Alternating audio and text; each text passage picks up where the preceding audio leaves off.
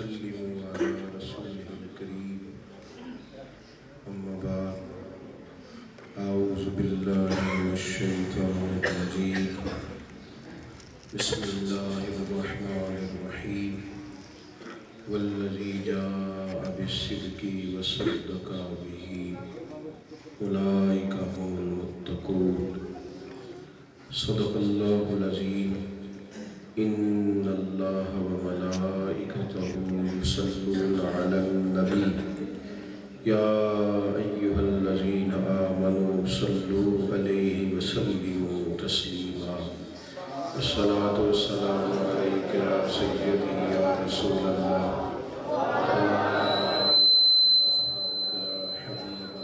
الصلاة والسلام عليك يا سيدي يا نبي الله وعلى آلك وأصحابك يا سيدي يا رحمة للعالمين حمد و صلاة کے بعد دوستوں، بزرگوں اور بھائیوں، حضرات علماء کرام، آج کی یہ تقریب سعید امیر المومنین افضل البشر بعد الانبیاء بالتحقیق حضرت سیدنا ابو بکر صدیق رضی اللہ تعالیٰ عنہ کی خوبصورت یاد میں انعقاد پذیر ہے حضرت مولانا ارسلان قادر صاحب کی میزبانی میں اس بزم نور کا اہتمام ہے، اور ساتھ ساتھ انہوں نے یہاں جو خدمت قرآن مجید کے تعلق سے کوشش کی ہے اس کا بھی آغاز ہے۔ اللہ تبارک و تعالیٰ ان کوششوں کو برابر فرمائے، ہم سب کو دولت اخلاص نصیب فرمائے، اور پھر اپنی مدد ہر لمحہ ہمارے شامل حال کرے، اور اس ادارے کو اللہ کامیابیاں عطا فرمائے۔ عزیز دوستو، حضرت سیدنا ابو بکر صدیق رضی اللہ تعالیٰ عنہ ایک شخصیت کا نہیں بلکہ ایک تحریک کا اور ایک عنوان کا نام ہے۔ کچھ لوگ ایسے ہوتے ہیں جن کے تذکرے صرف برکت کے لیے نہیں بلکہ زندگی کی حرارت کے لیے بھی ضروری ہوتے ہیں۔ حضرت ابو بکر صدیق رضی اللہ تعالیٰ عنہ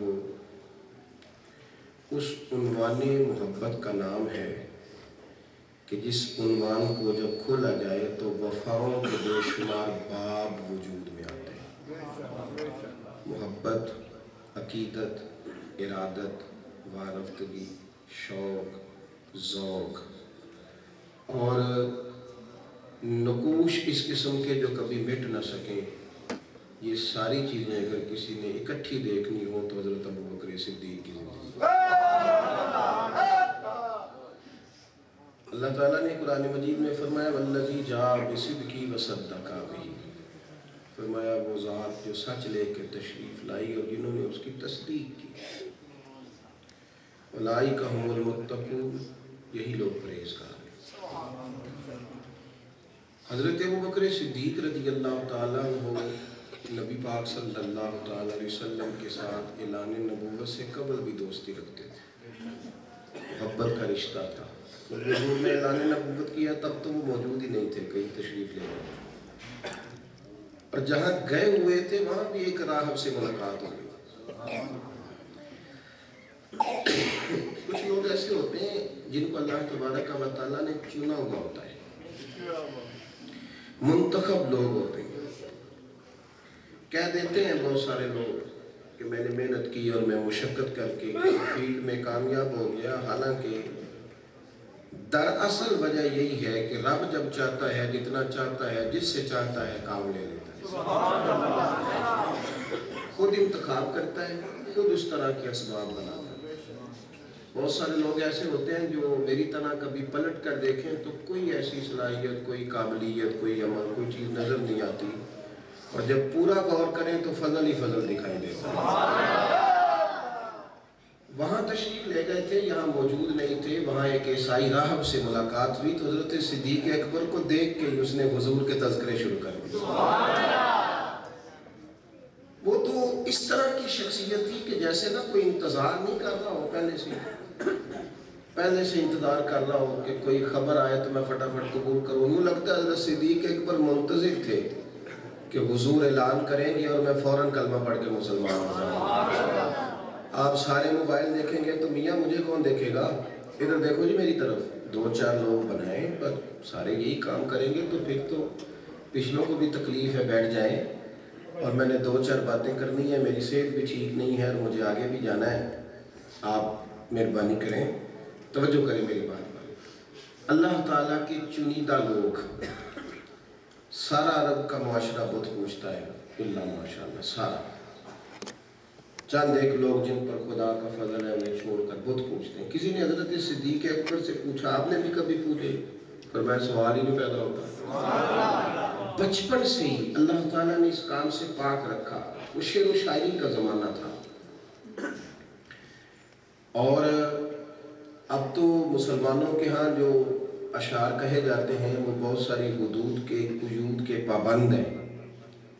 اور جو لوگ اخلاقیات سے تعلق نہیں رکھتے وہ جس طرح کا مرضی بھی معاذ اللہ شعر بول دیتے ہیں. حضرت ابوبکر صدیق رضی اللہ تعالیٰ عنہ بھی اس صنعت سے آگاہ تھے. شعر کے مد و جزر، ردیف قافیے کا حسن، الفاظ کا اتار چڑھاؤ سارا جانتے تھے. لیکن فرماتے ہیں خدا کی قدرت ہے کبھی اس نے کوئی بےہودہ شعر زبان پہ آنے نہیں دیا، کلمہ پڑھنے سے پہلے بھی نہیں آنے دیا. یعنی ایسے جملے زبان سے ادا ہوئی نہیں. بچپن سے ہی اللہ تبارک و تعالیٰ نے محفوظ رکھا، کوئی چیز ایسی قریب آئی نہیں. کچھ سوسائٹی، کچھ معاشرے ایسے ہوتے ہیں جن میں بعض چیزوں کا چلن عام ہوتا ہے اور سارے لوگ ہی وہ کام کرتے ہیں، عام چلن ہو جاتا ہے. تو اور وہ چیز اگر اس سوسائٹی کا، اس معاشرے کا حصہ ہو تو پھر بعض اوقات یہ بات کو زیادہ چنبے کی نہیں ہوتی کہ یار آپ یہ کام نہیں کرتے. مطلب پھر ساری دنیا کر رہی ہوتی ہے، سارے وہ کام کر رہے ہوتے ہیں. یعنی کوئی کسی چیز کو منع نہیں کرتا تو سارے کرتے ہیں. شراب چونکہ حرام نہیں تھی، کوئی منع نہیں کرتا تھا تو عرب کے لوگ زیادہ تر پیتے تھے، کثرت سے پیتے تھے. بعد میں آ کے جب دین نے اسے حرام قرار دیا تو مسلمانوں کے ہاں وہ حرام قرار پائی. تو اب جو اس کی کمزوریاں ہیں، قباحتیں ہیں، وہ بھی لوگوں کے سامنے آنے لگی. اور دنیا کی بہت ساری جگہوں پہ تحقیق اور ریسرچ کے بعد یہ طے بھی ہوا کہ انسانی صحت کے لیے اور انسانی شعور کے لیے یہ بہت نقصان دہ چیز ہے. لیکن آپ حضرت صدیق اکبر کی زندگی کو پڑھیں، یہ نوجوان میری بات پر خاص غور کریں. کسی نے آپ سے پوچھا کہ حضرت جی سارے جو شراب پیتے تھے تو آپ نے نہیں کبھی پی؟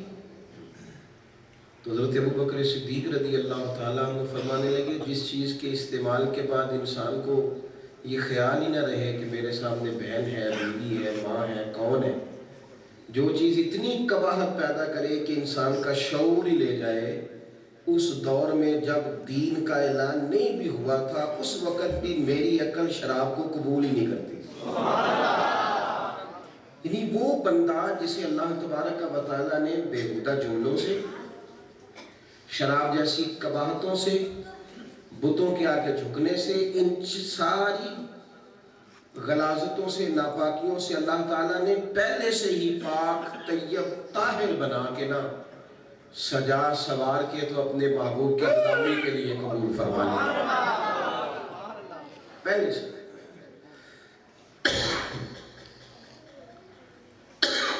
اس کے بعد اگلی بات یہ ہے کہ وہ اپنے شعور کے لحاظ سے بڑے حلیم آدمی تھے، بردبار تھے.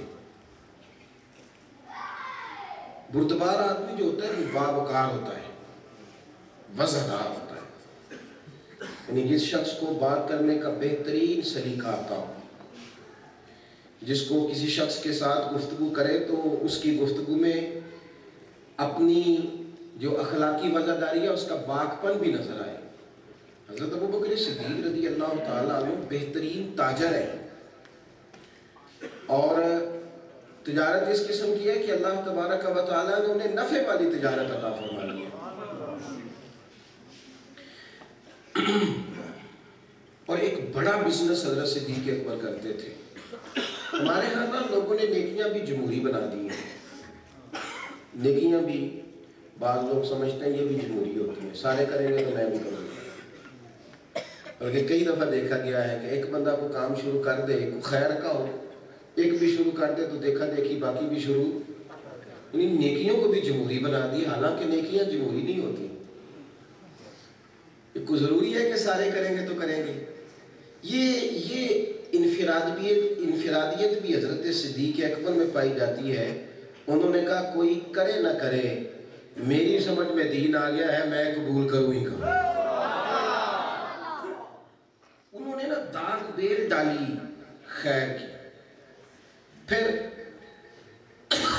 जो ताजर लोग होते हैं ना, आदमी जिस तरह के लोगों में उठता बैठता है ना, उसका बहरहाल ज़हन उसी तरह का बन जाता है। जो लोग उलमा के साथ उठते बैठते हैं ना, वो मुकम्मल आलिम न भी हों तो सोहबत उलमा और कुछ नहीं तो उनके लहजों को तो संवारती है।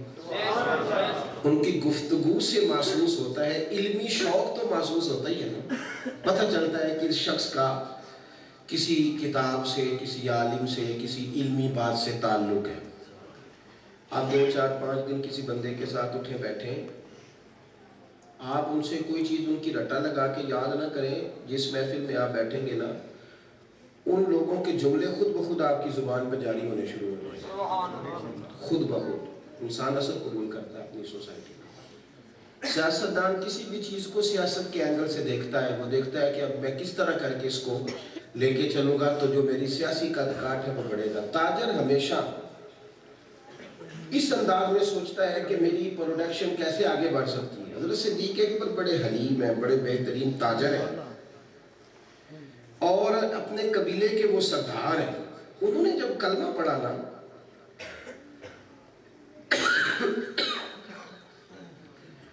वत्तबि सबील मन अनाबा इलैया, इस आया मुक़द्दसा के तहत अल्लामा सैयद महमूद आलूसी रहमतुल्लाह अलैह साहिब तफसीर रूहुल मानी में लिखा है कि जब उन्होंने कलमा पढ़ा तो जो उनके ताजिर दोस्त थे ना और जो सोसाइटी के लोग थे वो हैरान हो गए कि अबू बकर सिद्दीक़ भी कलमा पढ़ गए।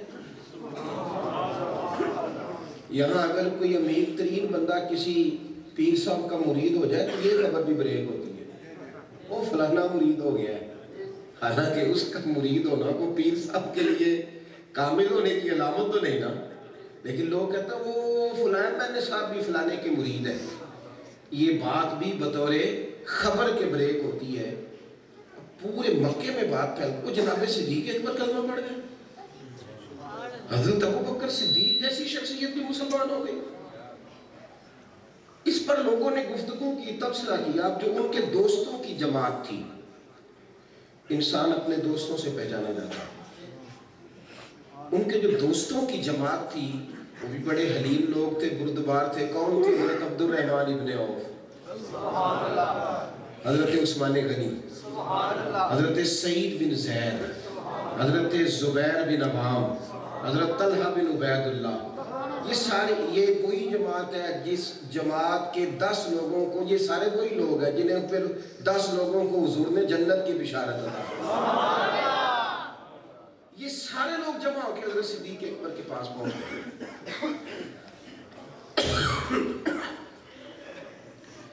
सारे, और जाके ना तो इन्होंने हैरत अंगेज अंदाज में तफसीलात पूछी कि जनाब हम ना इस खबर की तस्दीक करने आए, हमने वाकई कलमा पढ़ लिया है। तवज्जो है मेरे भाइयों? सारी बातें सादी सादी नहीं करनी चाहिए, सारी बातें सादी सादी नहीं होती।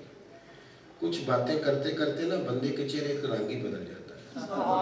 ना समझ आए तो मैं आपको समझाऊं, कोई कभी रोने वाली बात याद आ जाए ना तो बंदा बात, सामने वाले को नहीं पता इसके दिल में क्या है, पर बंदा बात सुनाने से पहले रो पड़ता है। यानी उसकी बात का उस पर भी असर होता है। हंसने वाली कोई बात कभी आप शुरू कर दें तो बात करने से पहले आप खुद ही, बल्कि बस बहुत सारे लोग कहते हैं तू पहला हंस लेना फिर गल कर ले, क्योंकि उसकी तबीयत पे बात तारी हो गई है। अब वो लोग आए हज़रत सिद्दीक़ अकबर से पूछने कि आपने कलमा पढ़ लिया है। तवज्जो है मेरे दोस्तों? دین کی باتوں کو کبھی بھی خشک کر کے نہیں کرنا چاہیے، ان کا مزہ لینا چاہیے، ان کا نا سرور لینا چاہیے۔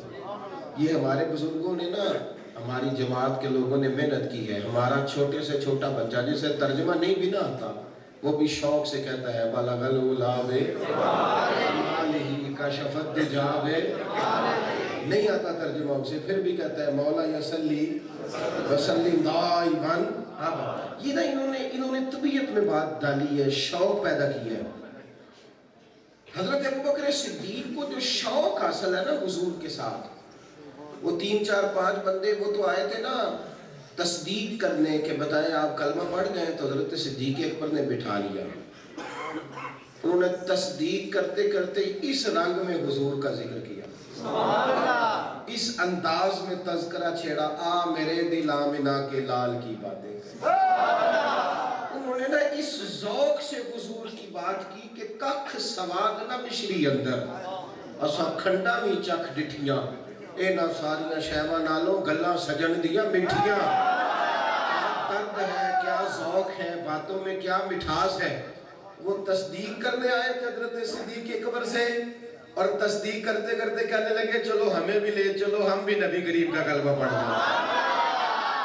وہ تصدیق کرنے آئے سارے مسلمانوں میں، سودا لینے کے لیے بازار گئے ہم، اور ہاتھ اس کے بکے جس کے خریدار گئے ہم۔ اس خوبصورتی سے درود شریف پڑھیں۔ صدیق رضی اللہ تعالیٰ عنہ کی ایک تو حلیمی، بردباری، بس بات زیادہ کر نہیں سکتا، میری طبیعت بھی کچھ دنوں سے ایسی ہے، تو اللہ تعالیٰ سب کو جزائے خیر دے۔ آپ بہت سارے دوست آئے، بڑے ذوق سے آئے، اللہ تعالیٰ آپ کو برکت عطا فرمائے۔ ایک بات اور یہاں عرض کروں گا، بارش کا پہلا قطرہ بننا بڑا مشکل کام ہوتا ہے۔ جب جتھے کسی طرف ہو جائیں تو جتھوں میں شامل ہونا تو آسان ہوتا ہے، لیکن شروع میں، بالکل شروع میں تنہائیوں کا ساتھی بننا یہ کام بڑا مشکل ہے۔ امیر المومنین حضرت سیدنا علی المرتضیٰ شیر خدا کرم اللہ تعالیٰ وجہہ الکریم کوفے کی جامع مسجد میں خطبہ دے رہے تھے، فرمانے لگے لوگوں مجھے بتاؤ بھلا بہادر کون ہے؟ کون ہے لوگوں میں سب سے بہادر؟ لوگوں نے کہا حضور پکی بات ہے، آپ ہی سب سے بہادر ہیں۔ تو حضرت علی رو پڑے، فرمانے لگے پھر تمہیں بہادر بندہ نہ بتائے کہ بہادر کون ہے۔ پہلوان اگر کسی کو پہلوان مانے پھر تو وہ بڑا ہی پہلوان ہوگا۔ نہیں سمجھے یہ بات؟ چلو سادہ کرنے ہیں، مولوی جے کسی نے بڑا مولوی بن جاتا تو بڑا ہی بڑا مولوی ہے جی، بات کی سمجھ آ رہی ہے؟ حضرت مولا علی شیر خدا، یعنی کائنات میں شجاعت کا عنوان جب شروع ہوگا تو اس کی قیادت حضرت علی شیر خدا فرمائیں گے۔ عنوان شروع ہی حضرت علی سے، تمہیں بتاؤں بہادر کون ہے؟ حضور بتائیے۔ تو حضرت علی رو پڑے، فرمانے لگے لوگوں سب سے بہادر شخص کا نام حضرت ابوبکر صدیق۔ فرمانے لگے مجھے مکے کا وہ دن یاد ہے جب سارے کفار معاذ اللہ حضور کی طرف بڑھے تھے برے ارادے سے، اور انہوں نے کریم کو تکلیف دینی شروع کی تھی، تو کسی نے جا کے بتایا جناب صدیق اکبر کو کہ وہ تو حضور کو تکلیف دے رہے ہیں۔ تو فرماتے ہیں پھر وہ دوڑے، اور اس طرح دوڑے کہ کسی کو پکڑ کے ادھر پھینکتے تھے، کسی کو ادھر پھینکتے تھے، اور بار بار کہتے تھے ظالموں اس شخصیت کو تکلیف دیتے ہو جو تمہیں دوزخ سے بچانے آئے، جو تمہیں کہتے ہیں رب کی عبادت کرو، اور کہتے ہیں وہی بندہ سب سے بہادر ہے۔ لوگوں پہلے لوگوں کو گرایا اور پھر وہ محبوب کے اوپر لیٹ گئے، اور محبوب کے حصے کی مار انہوں نے کھائی، اور خوب لوگوں نے اتنا انہیں مارا کہ وہ بے ہوش ہو گئے، یہاں تک کہ ان کے قبیلے کے لوگوں نے ان کے پاس آ کر کے اعلان کیا کہ اگر جناب صدیق اکبر کو کچھ ہوا تو قبیلہ مقابلہ کرے گا، اور فرمایا پھر انہیں اٹھا کے گھر لے جایا گیا۔ لوگ نا ان کے گھر میں سارے بیٹھے ہوئے تھے، اور ساری برادری اکٹھی تھی کہ ہم برادری کے طور پر لڑائی کریں گے اور پوچھیں گے کیوں ابوبکر صدیق کو تکلیف دی گئی۔ ان کے والد بھی بیٹھے ہیں، والدہ بھی بیٹھی ہیں، گھر والے بھی، لیکن حضرت صدیق اکبر بے ہوش ہیں. آنکھ کھلی نا تو سب سے پہلا جملہ یہ تھا، مجھے بتاؤ میرے نبی کریم کا کیا حال ہے، بتاؤ نا حضور کا کیا حال ہے، نبی کریم کی کیفیت کس طرح کی ہے. عشق لگا سی کھیڑا کھیڑ گئی تو میں نے پھر کھیڑا پول گئے.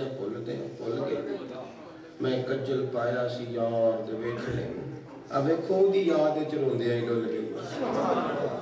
حضور کی طبیعت کیسی ہے، کیفیت کیسی ہے، بتاؤ نا. تو اشارہ دیا گیا آپ کو کہ چپ کریں، برادری بیٹھی ہے اور یہ اکثر لوگ ان میں سے مسلمان نہیں، اٹھ کے چلے جائیں گے. اس بیماری کے عالم میں بھی یہ روایت مولا علی شیر خدا بیان کرتے ہیں، میں اس حالت میں بھی فرمایا حضرت ابوبکر صدیق نے اللہ اکبر کہ مجھے ان لوگوں کا نہ بتاؤ، جس کو بیٹھنا ہے بیٹھے، جس کو جانا ہے جائے، بتاؤ حضور کا کیا ہے. جب آپ ہمارے ہاں ساری زندگی ہم فیصلہ ہی نہیں کر پاتے کہ اصل میں ہم کیا ہیں، ہم نے کدھر جانا ہے، ہم نے کس پہلو پہ دین کی عمل کرنا ہے. کچی پکی دوستیاں، کچے پکے جرانے، کچی پکی استادی شگردی، کچی پکی پیری مریدی، کچا پکا عقیدے کے ساتھ تعلق ماضی، اسی میں وقت ضائع ہوتا ہے. حضرت ابوبکر صدیق رضی اللہ تعالیٰ عنہ انفرادی شخصیت، ایک خوبصورت آدمی. آخری بات سنیں، جو مال ہوتا ہے نا، یہ کسی نہ کسی طریقے سے انسان کو اپنی طرف کھینچ لیتا ہے. وہ ایک شاعر نے کہا تھا کہ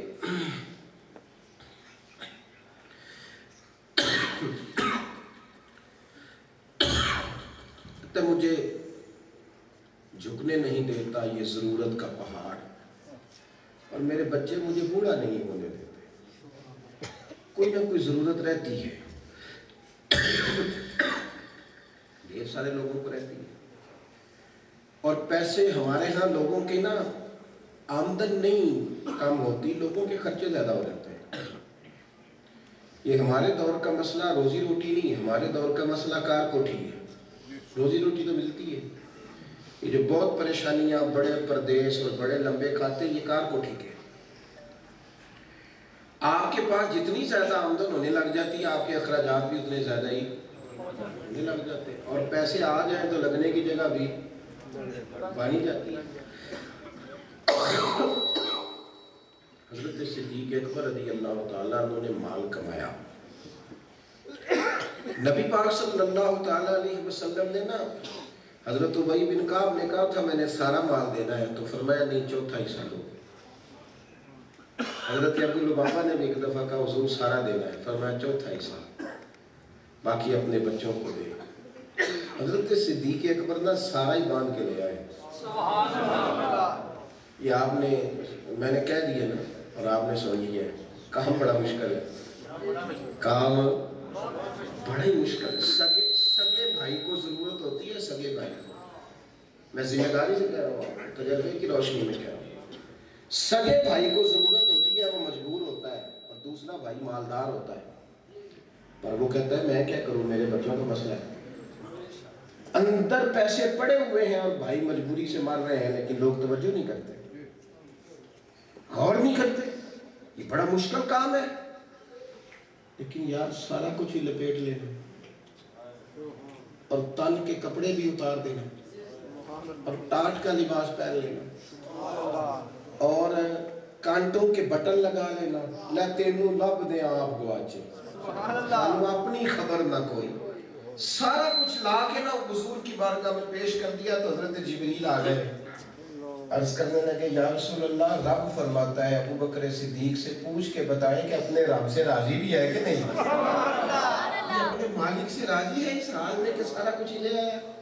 تو حضرت صدیق اکبر رو پڑے، عرض کرنے لگے یا رسول اللہ، میں بھلا اپنے رب سے ناراض ہو سکتا ہوں، میں اپنے رب سے بڑا ہی راضی ہوں، میں اپنے رب سے بڑا ہی راضی ہوں، اور میں اپنے رب سے بڑا ہی. ان کی زندگی سے سبق حاصل کریں، شوق والا دین اپنائیں، وارفتگی کے ساتھ مسجد آئیں. ان مسجد کی دیواروں سے ہمارا، مسجد کی سیاست میں تو سارے شامل ہوتے ہیں، مسجد کی صفائی میں شامل ہونا چاہیے. مسجد کی خدمت میں شامل ہونا چاہیے، مسجد کی نوکری میں شامل ہونا چاہیے، مدارس کی خدمات میں شامل ہونا چاہیے۔ ہمیں کوشش کرنی چاہیے کہ کس شوق سے، ذوق سے آگے بڑھ کے ہم اپنا کردار ادا کر سکتے ہیں۔ آپ لوگ میری طبیعت دیکھ ہی رہے تھے، اس کے باوجود آپ اتنے سارے لوگ تھے، شوق تھا تو میں نے کچھ باتیں عرض کر دیں۔ اللہ تبارک و تعالی حضرت صدیق اکبر کی بارگاہ میں ہمارے نذرانے کو قبول فرمائے۔ اب سلام ہوگا اور انشاءاللہ علامہ صاحب خود ہی دعا فرمائیں گے کہ آخر دعوانا